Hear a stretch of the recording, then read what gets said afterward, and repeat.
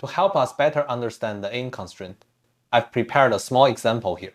Let's take a look at this model together. The structure of this model is very simple. We have a base here, and on top of it, we have this arrow-like device. Between this device and our base, it rotates using this small sphere as its center point. And the way we control our rotation is through this small NURB square at the bottom. If we have a little bit experience of rigging before, or if we animated before, we'll know that this kind of NURBS curve is called a controller here. So the structure is very simple.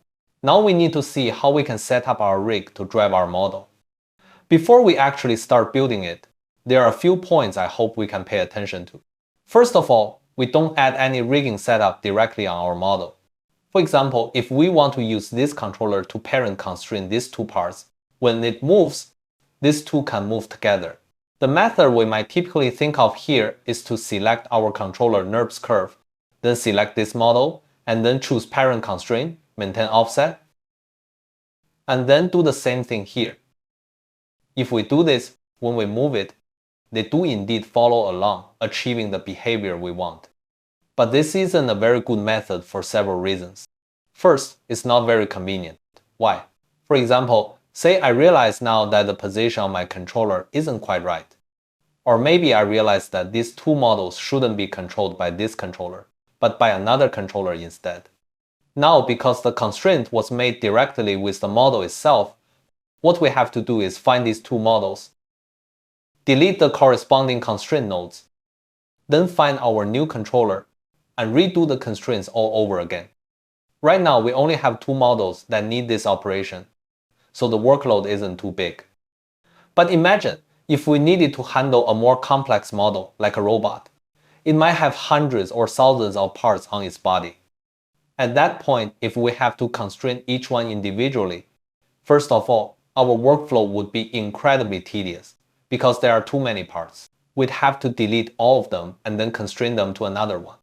Plus, our scene would end up with a lot of unnecessary constraints. Think about it, if there are 100 parts, that means 100 constraints. That will also slow down our rig. Another reason is, in rigging, we need to do lots of complex setup. Directly connecting with the model itself will make our scene messier and also make it harder to work with. So generally, what do we do? Let's stick with the example we just used. One controller needs to parent constrain these two models. We create a group. We can rename this group to whatever we want later. Since we're just demonstrating here, we won't bother naming it. So I select my controller, then select the group I created and create a parent constraint. Here we can even turn off maintain offset and just let it snap directly to the controller's position. Then we select these two models and put them both into the group we just created. The behavior is actually exactly the same. The advantage of this is that it's much more convenient when we need to modify things. For example, let's say we realize now our base should also move with this controller. It's very simple. We can just add it right in. Or let's say we realize this base shouldn't move with our controller. We just put it back into its original group, move it out of this constraint group, and it won't follow anymore.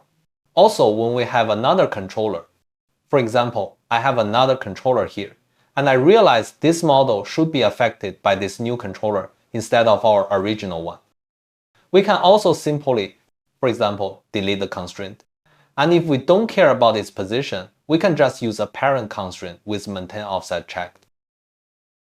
This way, we can use a new one to control it. If we want to do it more cleanly, what can we do?